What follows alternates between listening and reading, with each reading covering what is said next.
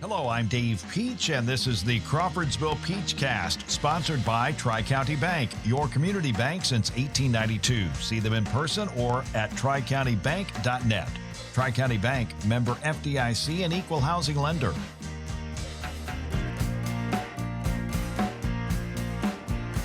Crawfordsville Peach Cast, I'm Dave Peach. We're joined by Dave Meyer. Dave, good to be back. Dave, you know you sound so good after midnight on the 103.9 frequency. I feel like Larry King. We both Dave, feel like Larry King. Yeah, it's exciting to be the after hours voice of anything. Makes me feel good. We are sponsored by Tri-County Bank, and we're also on this podcast. So you can listen to the podcast anytime, or you can listen to us at midnight on 103.9 WIMC. So we're very user friendly from a listening standpoint. Yeah, you could listen at 11:45 or even 1:20 or AM, PM. It really doesn't matter, but it gives it kind of a different vibe to be on at midnight. So we welcome our midnight listeners.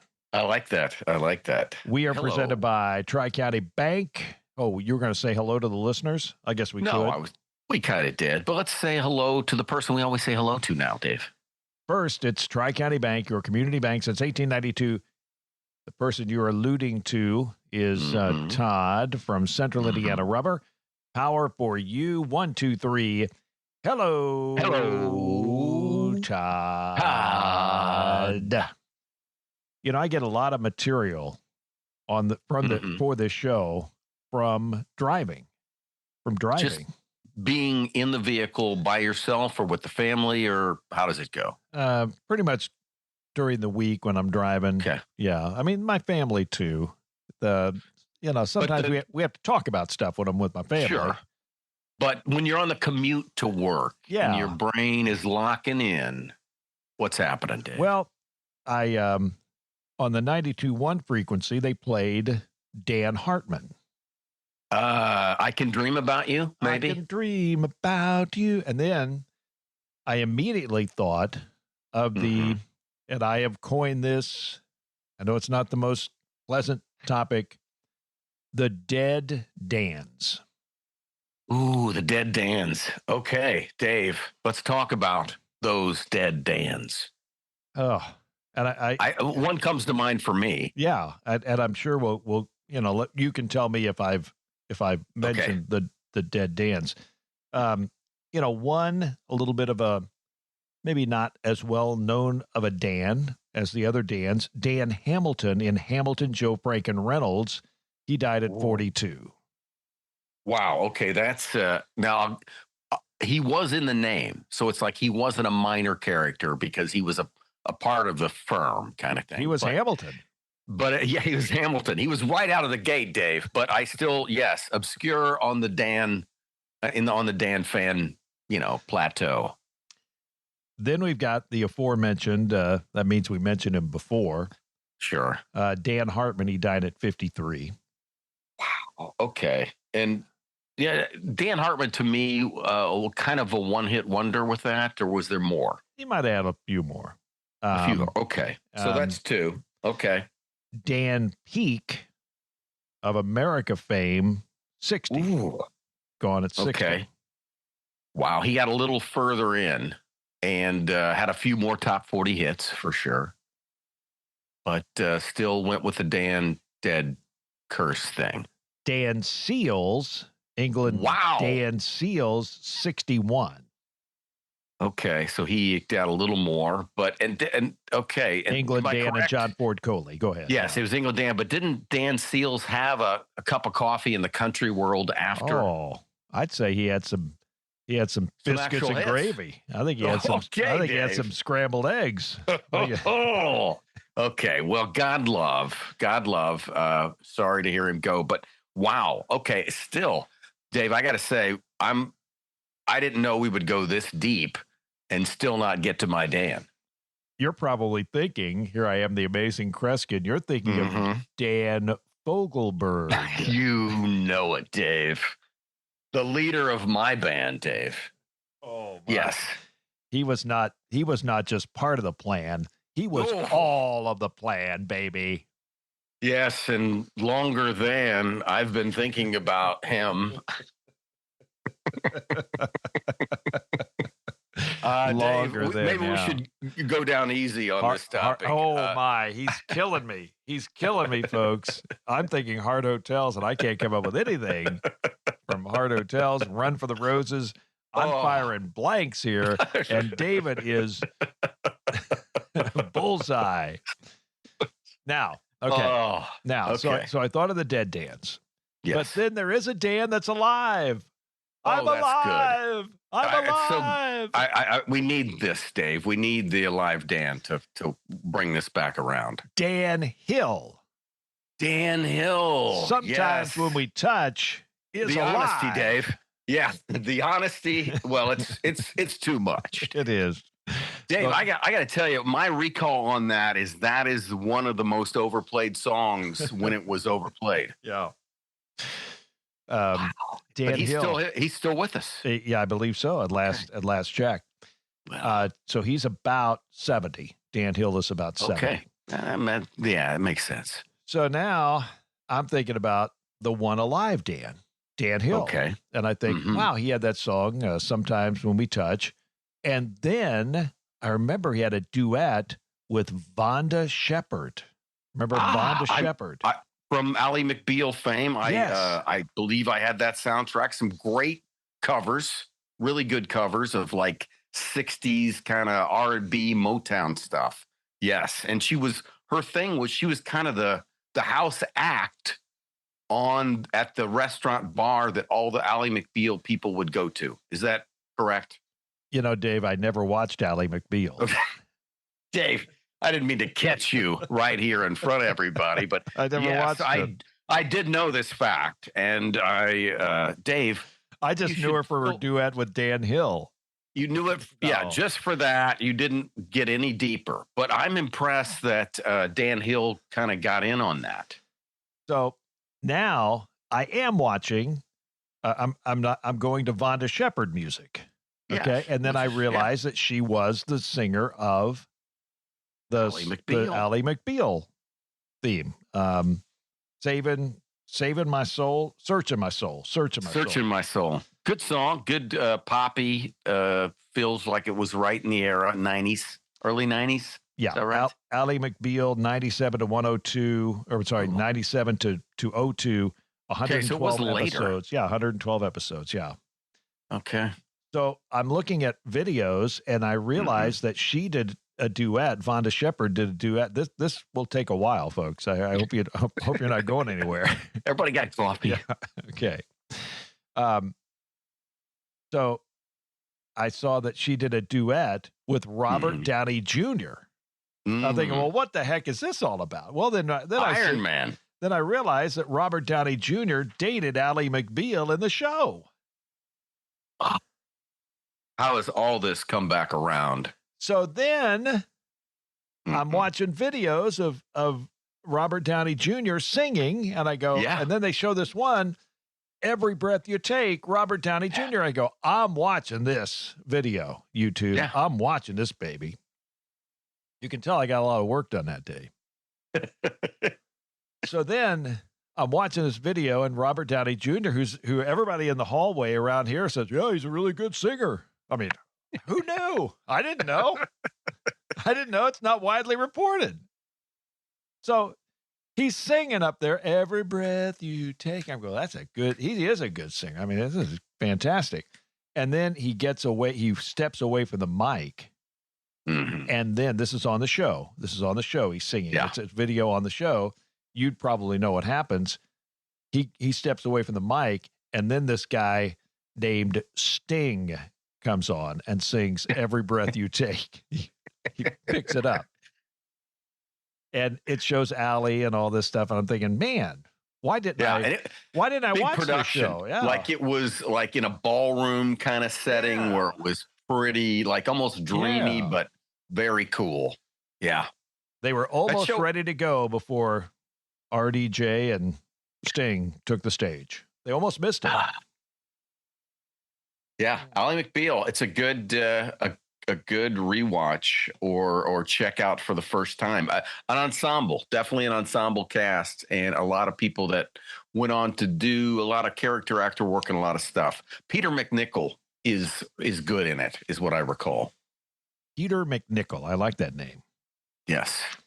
Let's see now. Oh, and one more story. Driving in my car. You ready for another driving in my car story? I like salute it. to Ally McBeal. Love the show. Yeah. May watch it. May see where it's on. Anyway, but and salute to Monda Shepard, RDJ, as one person here called him. That would be Robert Downey Jr. Yes. So anyway, I'm driving in my car, and we had a podcast where I talked about that little white thing in the beef jerky. Yes. And I was worried about eating it. Yeah. Okay. I'm going to tell the story quicker than the Ally McBeal story. Okay. So I go to the store, I get some chocolate and chips for the folks here. They love it. Okay. And I bought a bag of beef jerky for me to eat on the way back from the Dollar General. Okay. Gotcha. So I have the first couple of pieces there in the parking lot, and I'm going to eat the rest on the way to the station. Well, Makes sense. I picked up the wrong end of the bag, and all the beef jerky fell out on the seats. Okay. So rather haphazardly, Had the dog been in the car recently? No, I don't have a dog. I have 2 cats. Okay. So I'm picking up pieces of beef jerky off the seat and eating them while I'm driving. I got no problem with that so far. And then I realize, where's that white thing? Oh. Have I swallowed it?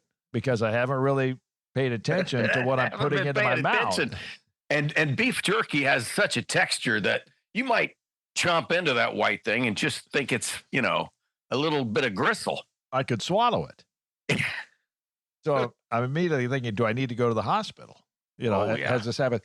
And then luckily, when I got back to the station, a lot happens when I'm out. I'm telling you, a lot happens. That little white thing was on the floorboard, and I was so relieved. Yeah. So relieved. Yeah, that's a happy ending right there. That is that's a story with a great kind of a heartwarming. It almost took a turn. Yeah, though. I was a little worried there. Yeah. So I think that's about it. I was thinking of while driving, and this is our last one before we go to a preview of actually the Untoasted episodes coming up. Dave, we talked about San Francisco 49er announcers. Remember that one? Yes, we did. Yes.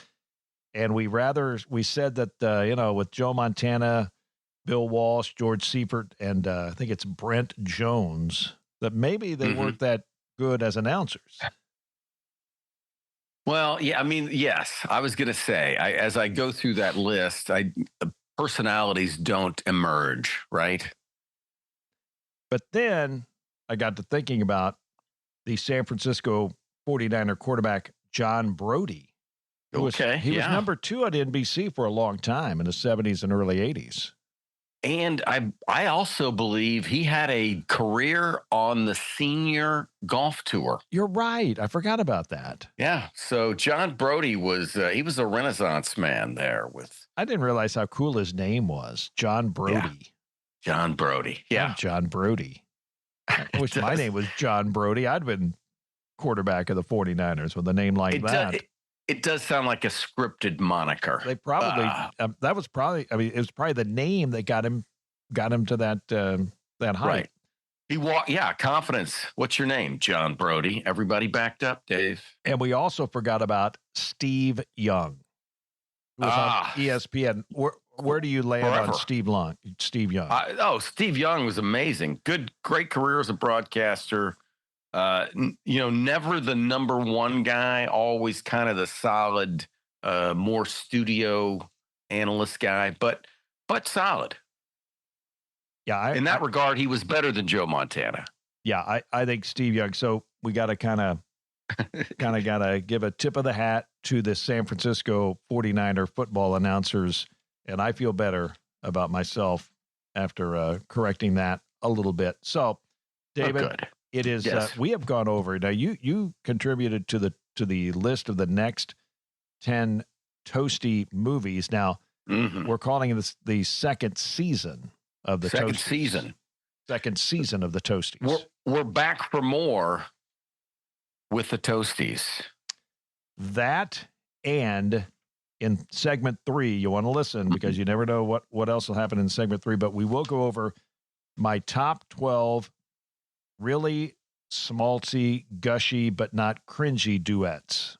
Oh, good. I'm excited for that third segment, Dave. That is coming up on the Crawfordsville Peach Cast. We are presented by Tri-County Bank, your community bank since 1892.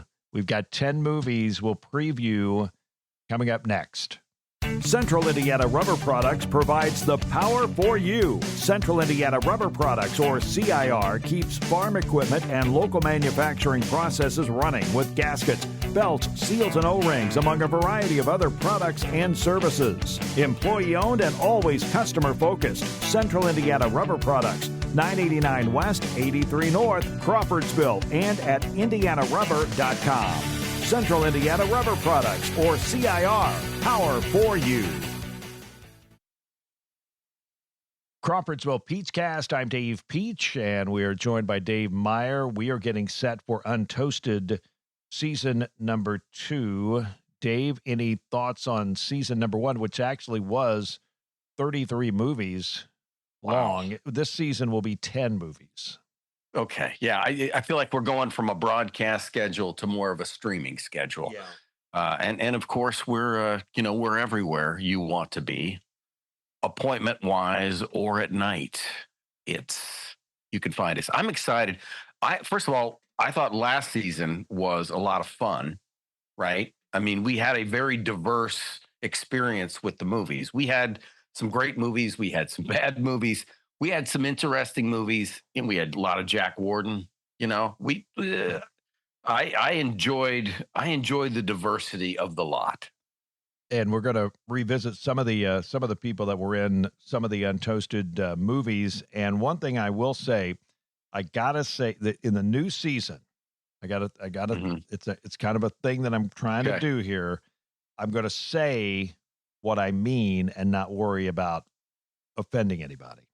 Oh, okay, Dave. So, this is not audacious, but authentic, Dave, is what we're looking for. Well, see, now here I go. I'm him-hawing around here. Now, just go for it, Dave. Okay, now we had the movie Swing Shift. I'm sorry, not Swing Shift. There's got to be a Swing Set movie. I'm going to Google that, but Swing Shift. Yes. Swing Shift with Goldie Hawn and Kurt Russell, Ed Harris, and Christine Lottie. Now, Christine Lottie and Lucky had sex. Okay? Yeah. That's what happened. Okay. If you go back to that episode, I spend like a minute and a half saying, well, Christine Lottie and Lucky, they were and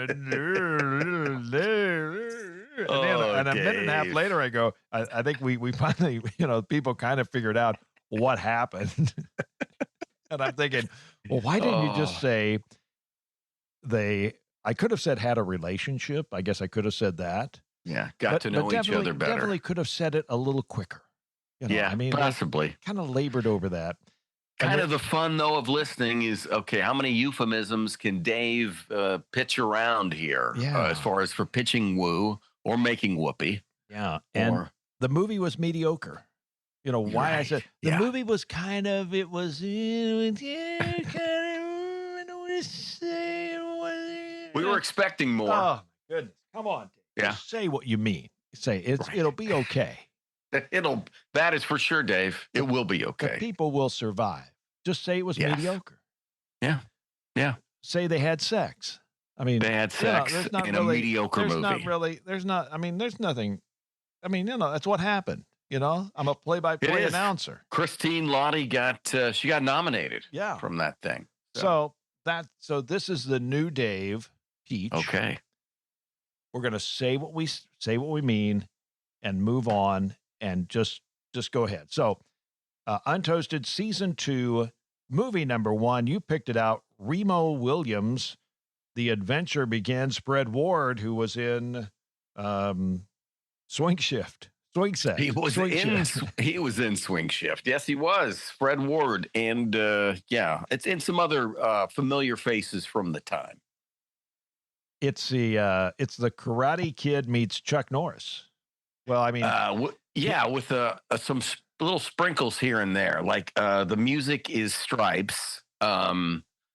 Let's see, what else? It is. Yeah, you could pull from a few places. We'll get into this, but they wanted to be this kind of funky American in between James Bond thing.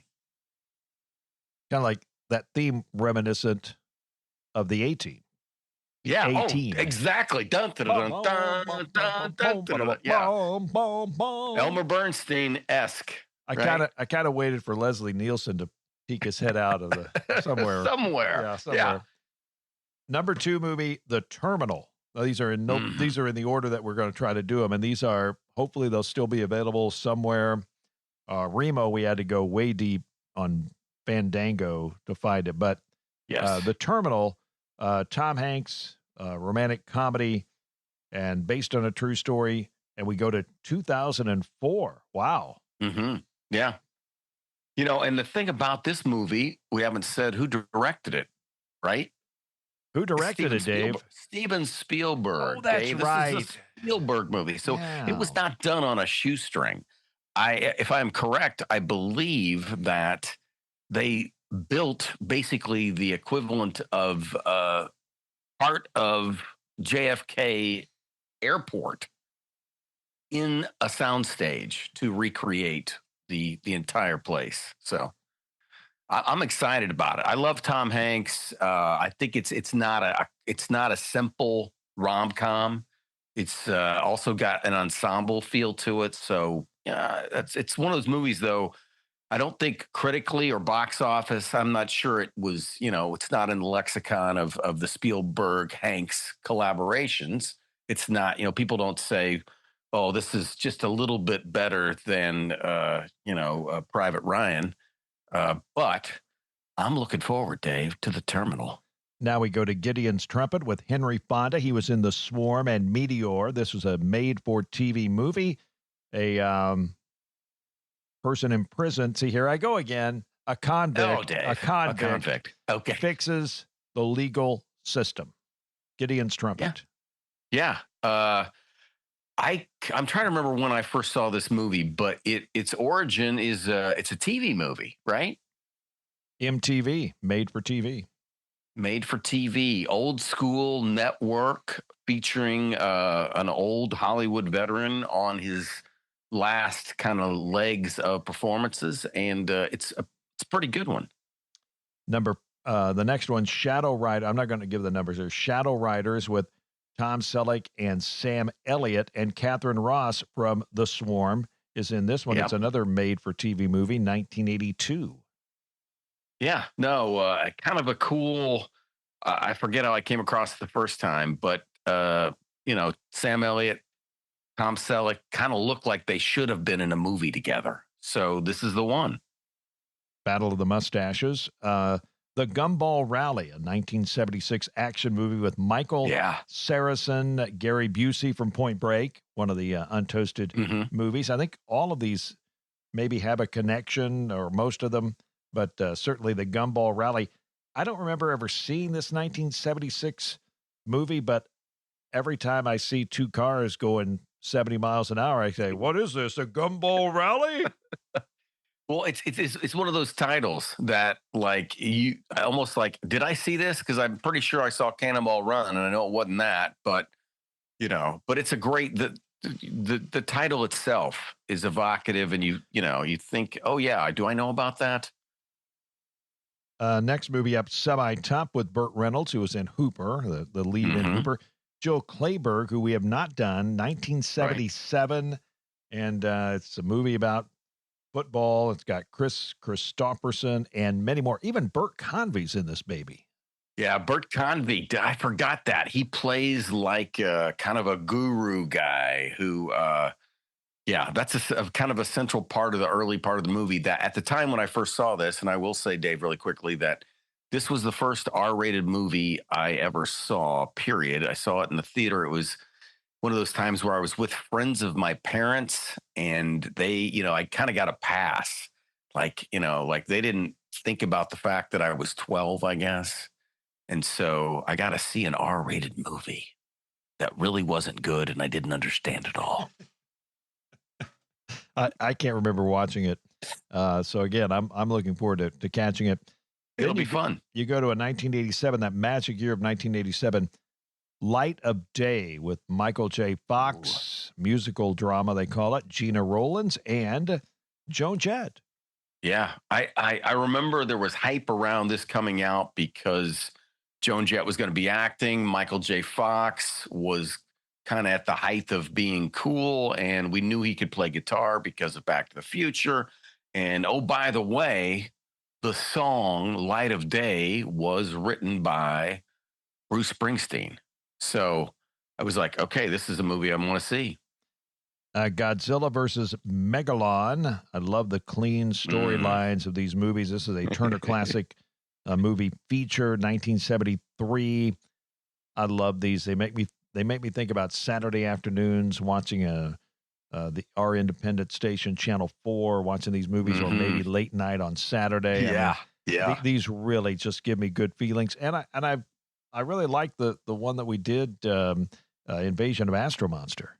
Yeah, absolutely. This is going to be fun. And you're right. This is evocative of Channel 4. I think of like this movie. I think of the Ulysses movie Kirk Douglas was in, where they had like the all the different animated things that killed. I don't know. There was a certain genre that this, I remember it being a Sunday afternoon movie. I did not watch this one, Long Gone, with William Peterson, who I didn't know who William Peterson was. I go, who's William Peterson? Well, he's the guy in CSI, the original CSI. Yeah. It's the 1987 HBO movie. No, this is, many moons ago, saw it on HBO, and then I remembered like, oh, this is really a good movie, and it was written up, and yeah, I don't recall the storyline exactly because it's been a long time, but I know at least one critic called it the best baseball movie ever done, which obviously a lot of baseball movies. So we'll see if that has any weight. And then one I have not seen, City Hall with Tony Francioso and a guy named Al Pacino. You might have heard of him. Yeah, no, again, one of those movies that I remember coming out at some point and I didn't see, and we will check it out. That's a 1986 movie. And again, those are the 10 movies on Untoasted coming up on season 2. Now, some things that we may think about adding to the Untoasted. Okay. These are things on the table because I watched one. I saw some guy, and we'd have to be on YouTube to do this, a talking animal. Now, maybe Curtis could get us a talking animal. This guy had a fish that would make little wisecracks. Maybe a talking animal. So do we, Mr. Limpet was the first thing that comes to mind, Dave, for me, was the Don Knotts movie. Yeah, that or maybe like, I was thinking of Mr. Ed. Mr. Ed, yeah. Or there's several, there's the one animal in the Guardians of the Galaxy. That's a comic book, but, right. So be thinking of an animal that could possibly throw some wisecracks in along the way. Might help out. Okay. Always. Good character. That's why the raccoon works well in that Guardian series. The raccoon looks like they should be kind of a wisecracker. Second thought I had was maybe we bake biscuits while we're doing the show. Oh, wow. Okay. So we could, I could start a fire at this end, Dave.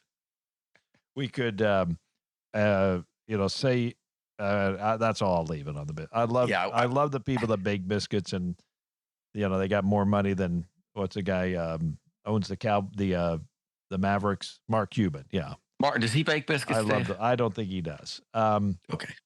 And anything else that you think that we could add to the show? I was thinking about changing my name to Chuck Studley, who was at one point the interim coach of the Houston Oilers. Wow, Dave, that sounds like much more of a made up name than John Brody. It's a real name though, Chuck Studley. Chuck Studd. Well, It's a great name. yeah, that's a great name. Yes, Again, that's a comic. That's a comic book level name. Mr. Studley, they're ready Yeah, for Mr. you Studley. in the coach's Chuck room. Okay, thank you. Studley. Yeah. Dave, I recently worked with a doctor whose last name begins Mamma, and then it goes on. Okay, it's a long name, and he's a doctor, a renowned doctor, and but his first name is Joe, and I just couldn't help to think of at some point, he was hit with the Joe Mama kind of thing. There's no way he avoided that. I was also thinking of a good air name, and this came about because my red Sharpie ran out, Oh boy. and I said my old red Sharpie, and I thought that'd be a good air name, Yeah. Old Red Sharpie. Old Red Sharpie. Yeah, he works afternoons on Sunday and fills in. Occasionally does a remote. Old Red Sharpie's down here. Hello, everybody. Maybe he could throw some wisecracks in. It's old. Yeah. Don't say the D. Right. Old Red Sharpie. Oh, yeah. Occasionally, and occasionally, Old has had a bad maybe interaction with someone and is a little tweaked. You're like, oh yeah. My. Hey, and that's 10 movies and some things we'll work on when we get to Good. Oh. Untoasted Season 2. We're back with segment 3 of the Crawfordsville Peach Cast after this. You dropped your cell phone, the car won't start, and now your email has been hacked. Yup. Ever had one of those days? Tri-County Bank can help with a protection plan powered by Bazing. This is Bria French. Contact any of our offices to see how Bazing can resolve those big issues. Terms and conditions may apply. Tri-County Bank, member FDIC, and equal housing lender.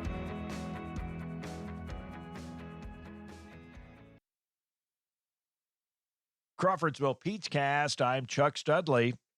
And I'm Old Red Sharpie.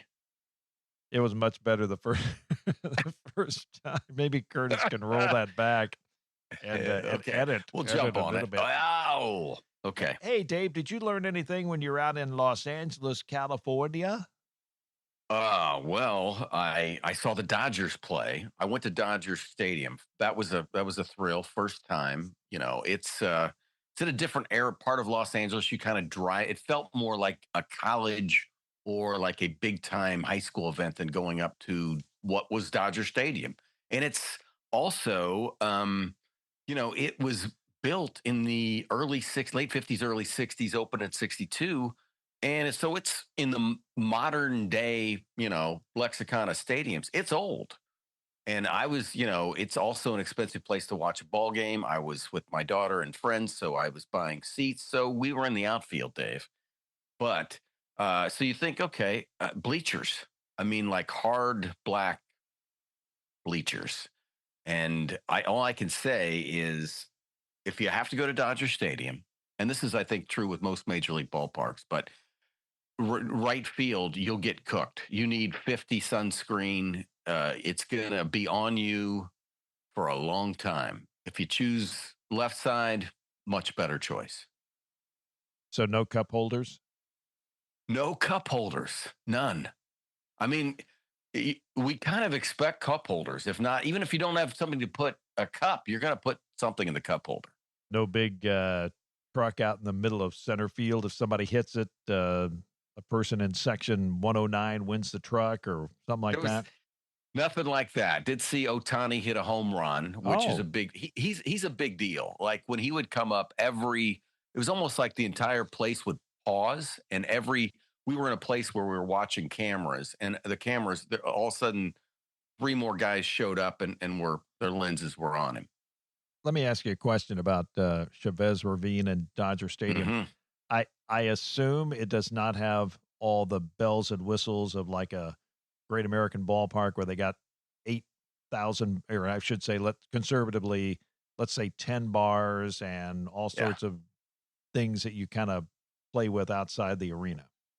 Right. And they have, no, nothing like that. It's a much smaller footprint. A lot of parking lot there, but the footprint of the stadium has not been expanded. So there's not really, behind it, there's some areas where it kind of goes down in some things, but it's the bathrooms are old school, and it's set in its place. Do they have suites? If they did, I didn't see them, so Man. I don't know. Is there any move to put them in some space age arena like when you sent me where the Clippers are going to play and they can shoot Exactly. T-shirts at a specific section at some point? The problem with that area is since the Dodgers moved there, about 40 million people have moved around. So there's not much space to put another. I mean, I would think they would almost have to figure out where to put them for a year and redo something there is what they would possibly do. But I'll say this too, is that I've been to, for some reason, multiple San Diego Padres games, and very laid back, very festive, very kind of like a multicultural event where baseball is played, and a great place to watch baseball too. A very laid back crowd. Dodger fans, Dave, which I kind of expected because of Southern California, they're more like Phillies or Yankees or Red Sox fans. I mean, everybody's wearing blue and they're intense.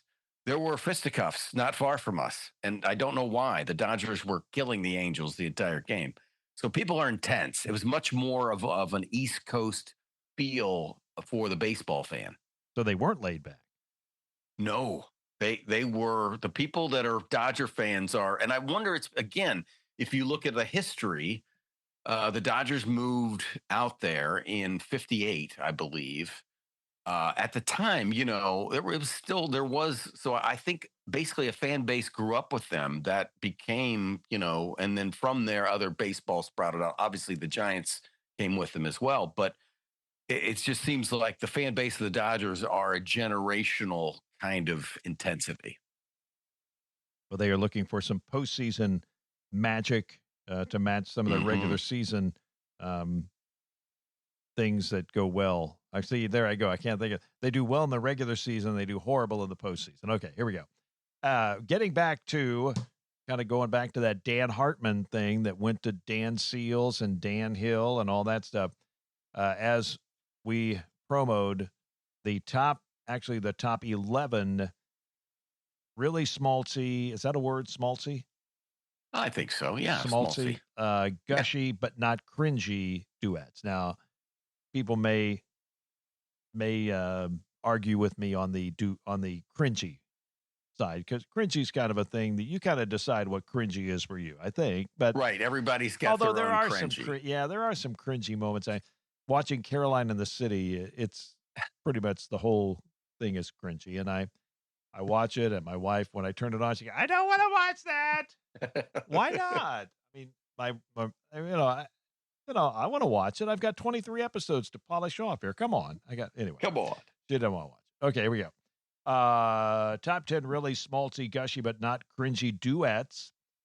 Number 11, You Don't Bring Me Flowers, Neil Diamond and Barbra Streisand.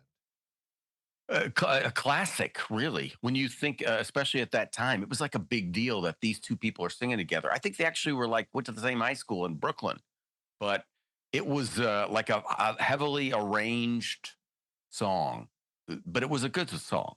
Legend has it they did not sing it in the same studio, which probably not that surprising. Number 10. Go ahead. You go ahead. No, not at all. I think especially today, people are, rarely together when they sing. See, the broadcaster in me wants to push it along. Joe Rogan goes, 4 hours? Talks about 2 topics, Here I am. We got to go. We got time, temperature. We got the news. The news is coming up top of the hour. Come on. I got to go. Just slow down. Slow down. Even, okay, you're on at midnight. Ooh, okay, where are they going? I mean, here we go. They're not impatient at midnight. If they're listening at midnight, they're like, I'm okay. I'm I could go to sleep if I want to. I could listen. Okay.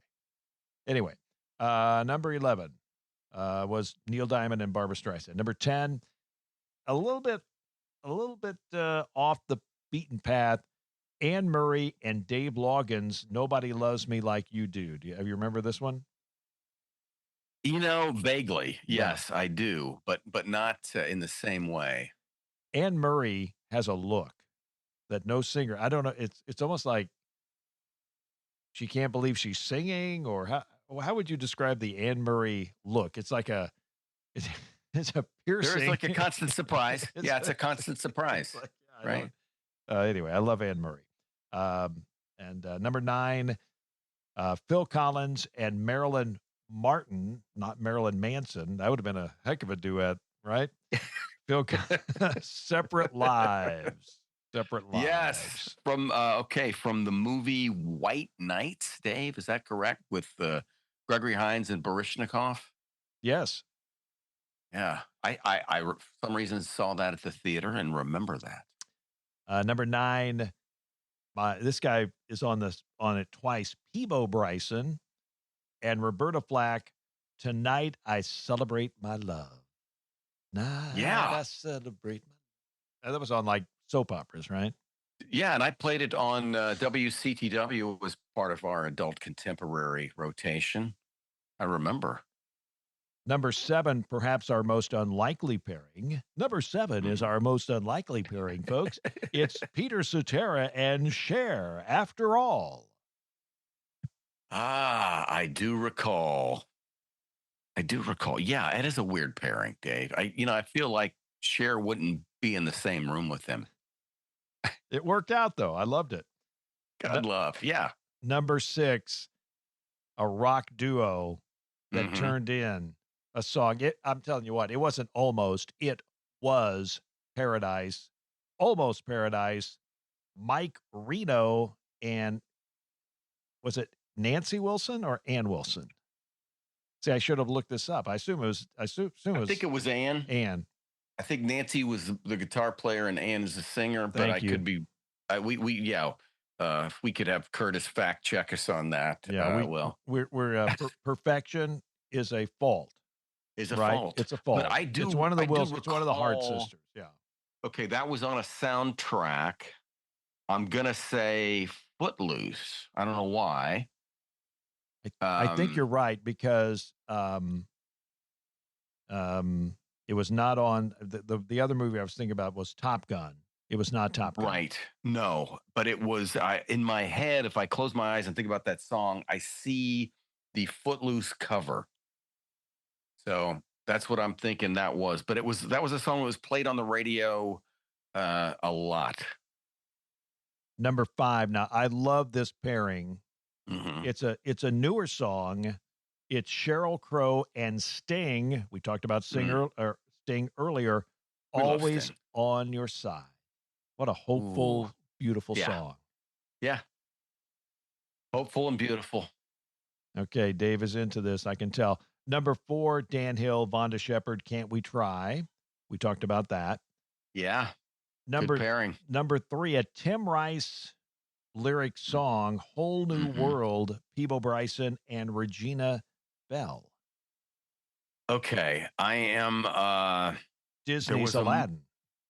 Was it Aladdin? It was not Aladdin, I don't think. Well, I think it was, or it could have been.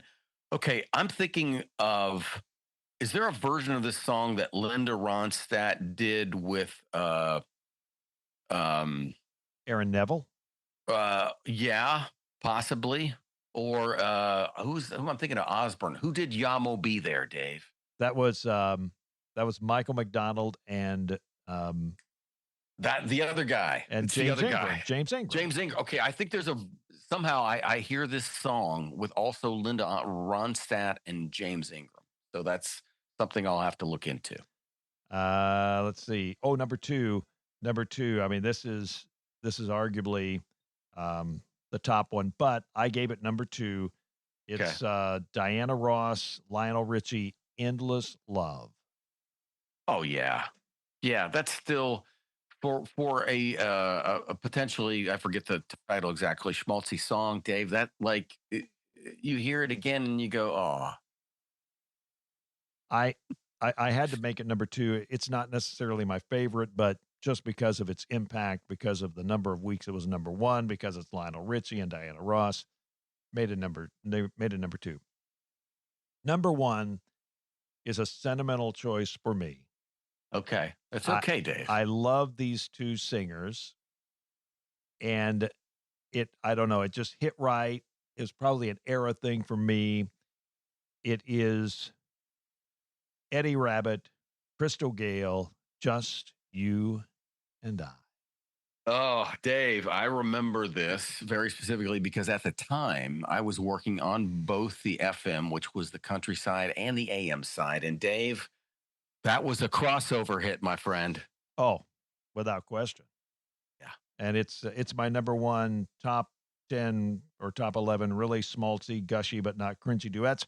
I do want to salute Marvin Gaye and Tammy Tyrell. Ooh, yeah. Up-tempo songs. Take your pick on their duets. I love those. Could listen to those all day. And Donny Hathaway and Roberta Flack, Where Is the Love? Oh, yes.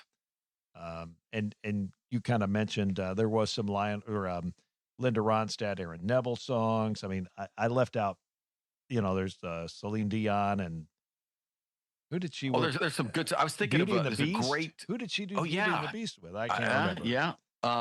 Between Aretha Franklin and George Michael. I'm trying to remember that song. There's a real I Knew You Were good Waiting. pop. Yeah, I knew you were waiting. Great pop duet there. Michael McDonald did was that with Aretha Franklin on her own or Patti LaBelle? Patti LaBelle. Oh, yeah, Patti LaBelle on her own. Yes, that was during the era of Michael McDonald. Yeah, and one thing you mentioned James Ingram.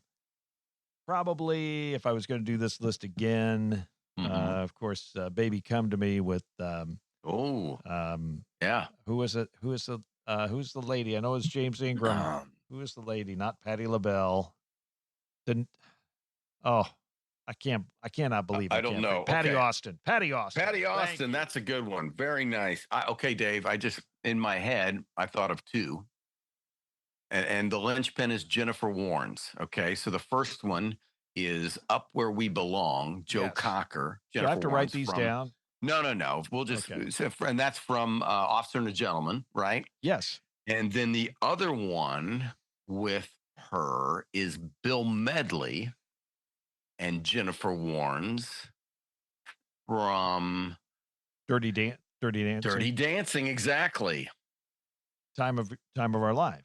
Yes, Time of Our Life. Had the time of our life. Dave, this is you started Here pretty we go. comprehensive. I got to write that one down. Discussion. I guess I could always listen to the episode and write them down later. Possibly. We got it. Yes, we got it. Well, those are again, and I got those all out of my mind. Okay. I did not do any. There was no Googling. No Googling. I did Google for Marilyn Martin because I was thinking Marilyn Manson, and that was not the case. Hardy har har. But again, love the duets. Love the 10 movies coming up. Remo Williams is up next on the Crawfordsville Peach Cast, Untoasted. And real quick before we leave, Dave, we've got Professor Elam. Yeah. The ending guy in basketball. The basketball tournament coming to Butler. The top seed is a team from Indiana. Alumni, Indiana University alumni. The second seed, Butler alumni. It's going to be great. It's going to be July the 19th through the 22nd at Hinkle Fieldhouse. Butler, IU, and others represented. And the Elam ending will decide the winner. How about that? So we've got a pretty good, if folks want to check out some summer basketball to see what this really looks like. Looking forward to the 10 movies, Dave, and Professor Elam with the Elam ending. We'll talk about the TBT and more coming up on the Crawfordsville Peach Cast, presented by Tri-County Bank, your community bank since 1892, and also sponsored by Central Indiana Rubber. Power for you, Dave. 1, 2, 3.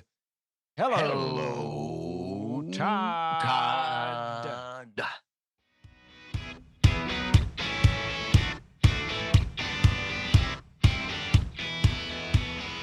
Thanks for listening to the Crawfordsville Peach Cast, sponsored by Tri-County Bank, your community bank since 1892. Tri-County Bank, member FDIC, and equal housing lender.